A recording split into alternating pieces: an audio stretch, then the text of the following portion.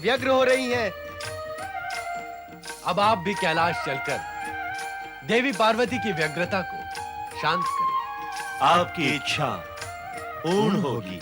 परमेश्वर भवनाथ शिव की जय हो। ओम नमः शिवाय, ओम नमः शिवाय, ओम नमः शिवाय, ओम नमः शिवाय, ओम नमः शिवाय, ओम नमः शिवाय, ओम नमः शिवाय, ओम नमः शिवाय, ओम नमः शिवाय, ओम नमः शिवाय, ओम नमः शिवाय, ओम नमः शिवाय। भगवान भोलेनाथ की जय, माता पार्वती की जय, शिव पार्वती की जय। देवी, अब अपना रोष शांत करो। भवनाथ शिवलिंग की उत्पत्ति से भविष्य में असंख्य भक्तजन धर्म भाव और शिव साधना में लगेंगे तथा अपना कल्याण करेंगे। गिरनार पर्वत पृथ्वी तल का अत्यंत पवित्र स्थल माना जाएगा और समस्त पुण्यों का फल भवनाथ के दर्शन तथा स्वर्ण रेखा नदी के स्नान से प्राप्त होगा। देवी, भवनाथ में तुम्हें भी हमारे साथ ज्योति रूप में विराजमान रहना होगा।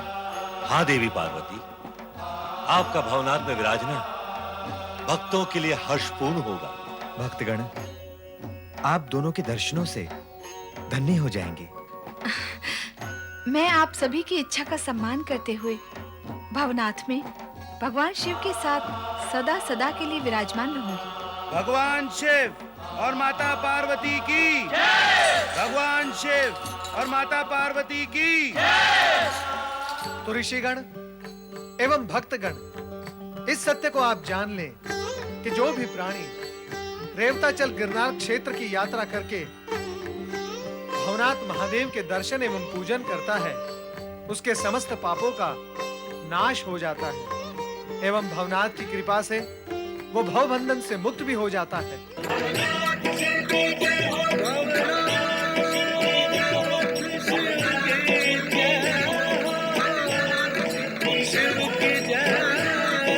नारद, मित्र पर्वत, जय जय ब्रह्मदेव। अरे चोटी का क्या हुआ?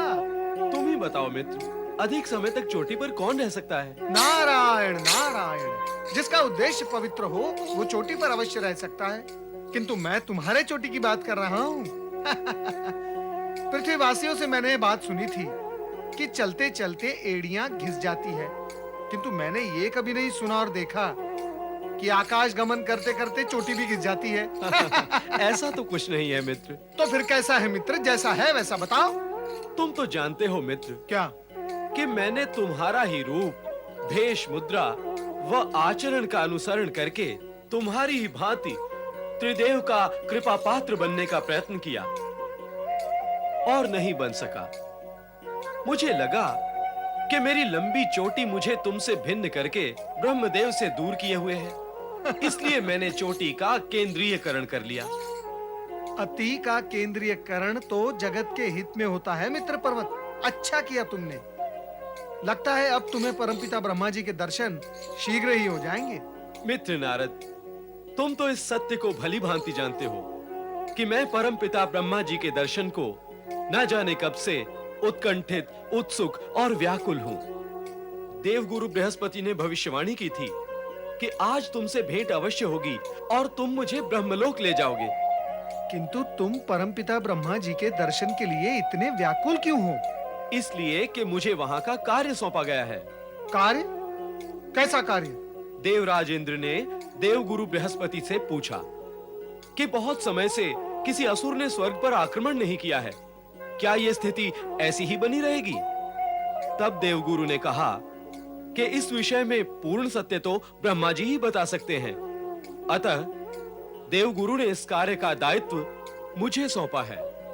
मैं चाहता हूं इस कार्य को पूर्ण कर मैं देवगुरु की प्रशंसा प्राप्त करूं।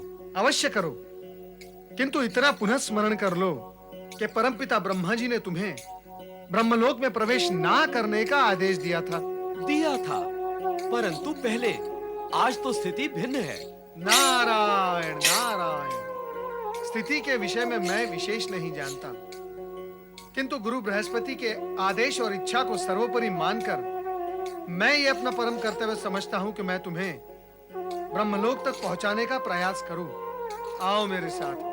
नारायण नारायण।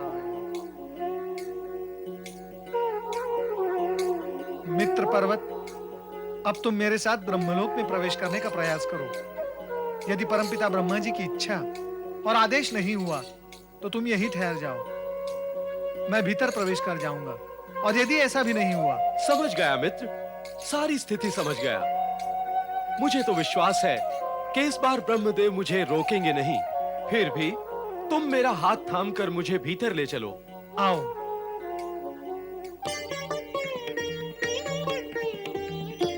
परमपिता ब्रह्मा जी की जय हो।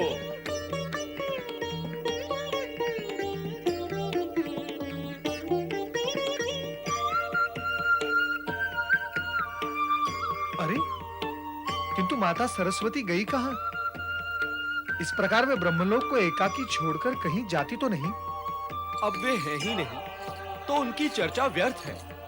विचारणीय तो ये है कि अब करें क्या। मैं भी यही सोच रहा हूं। सोचो मत, कुछ करो। तुम ब्रह्मदेव के मानस पुत्र हो। उनके चरणों को स्पर्श करके उन्हें झकझोरो। हो सकता है परमपिता इस समय श्री हरि विष्णु की भांति गहन निद्रा में लीन हो। तुम्हारे झकझोरने से जाग उठेंगे। नारायण नारायण। ऐसी अशिष्ट और अनाधिकार चेष्टा मैंने कभी की तो नहीं, किंतु मित्र पर्वत, तुम्हारे लिए ये साहस मुझे जुटाना ही होगा।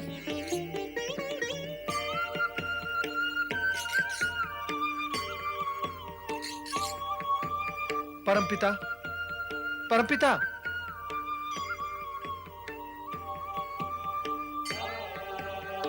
परमपिता, कृपया कर अपनी आंखें खोलें, हमारे सम्मुख देखें। परमपिता, परमपिता, कृपया आप आंखें खोलें।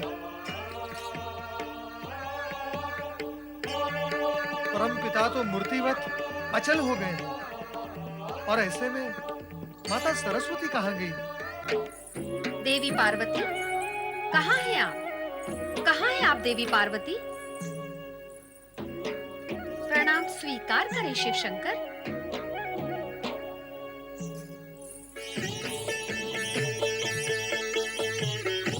देवी सरस्वती को प्रणाम। नंदी महाराज, देवी पार्वती कहाँ हैं? माता पार्वती तो भगवान भोलेनाथ से आज्ञा लेकर शक्ति ध्यान के लिए एकांत स्थान पर गई हुई हैं। अब तो उनके लौटने का भी समय हो चुका है।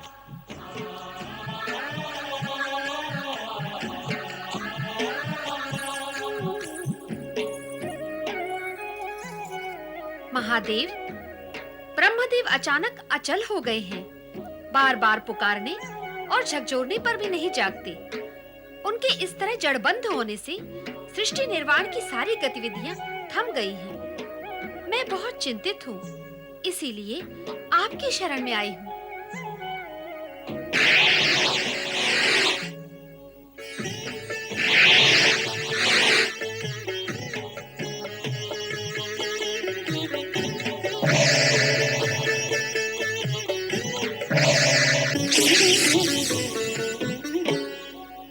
ब्रह्मदेव,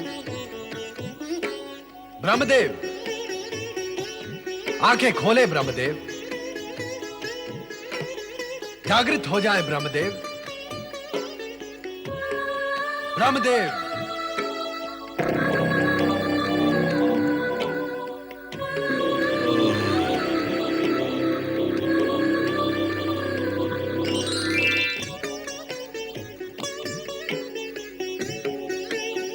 भोलेनाथ, प्रणाम सर्वेश्वर। आप प्रथम बार ब्रह्मलोक में पधारे हैं। यहाँ आपके दर्शन पाकर मैं धन्य हो गया भोलेनाथ। धन्य तो यहां आकर हम भी हो गए हैं, किंतु वो प्राणी कैसे धन्य होंगे जो आपकी बनाई हुई सृष्टि में रहते हैं। सृष्टि के रचनाकर होते हुए भी ऐसी गहरी निद्रा में लीन हो जाने का क्या कारण हो सकता है ब्रह्मदेव? देवी सरस्वती आपका ये मूर्तिवत रूप देखकर व्यग्र हो उठी थी। ओम नमः शिवाय। ओम नमः शिवाय का जाप करते करते मैं इतनी गहरी निद्रा में कैसे तल्लीन हो गया, ये मैं स्वयं भी नहीं जानता प्रभु। आपका इस प्रकार निद्रा में चले जाना कोई साधारण घटना नहीं है। इसके मूल में अवश्य ही भविष्य का कोई संकेत छिपा हुआ है। वो संकेत शीघ्र ही उजागर होगा, अतः आप सावधान रहें।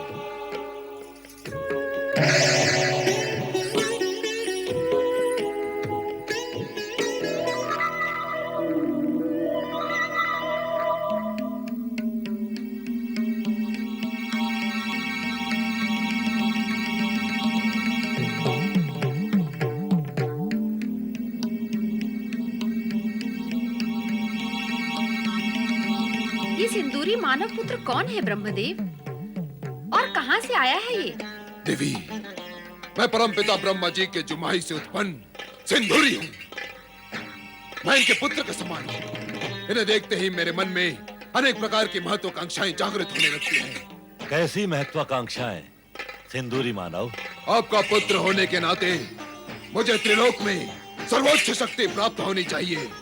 मुझे सर्वोच्च शक्ति का वरदान दे परमपिता। सर्वोच्च शक्ति पाकर तुम क्या कार्य करोगे पुत्र? इस शक्ति को पाकर मैं जगत का कल्याण करूंगा माता। ब्रह्मदेव को कहीं भी जाने की आवश्यकता नहीं पड़ेगी। इनकी आज्ञा पाते ही मैं वो सब कुछ करूंगा जो ब्रह्मदेव चाहते हैं। तुमने हमें प्रसन्न किया है पुत्र सिंदूरी। हम तुम्हें वरदान देते हैं पुत्र कि तुम में तीनों लोगों को वश में करने की अद्भुत सामर्थ्य एवं क्षमता होगी। तुम्हें देव, दानव, मानव, यक्ष, किन्नर किसी से भी किसी भी प्रकार का भय नहीं होगा। तुम इस जगत में सदा निर्भय एवं स्वतंत्र होकर विचरण कर सकोगे। किंतु परमपिता, मैं अपने सर्वोच्च शक्ति का परिचय कैसे प्राप्त करूंगा?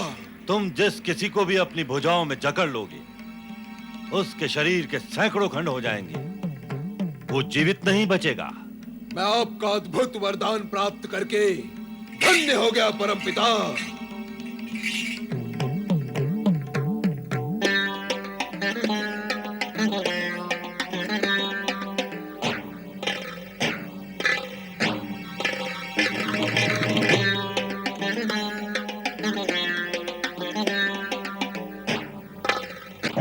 विचित्र ढंग से उत्पन्न इस विचित्र प्राणी को मनवांछित वरदान देकर आपने ठीक नहीं किया ब्रह्मदेव। जिस प्रकार भस्मासुर ने शिव शंकर से वरदान पाकर घोर संकट खड़ा कर दिया था, वैसा ही संकट ये भी खड़ा कर सकता है।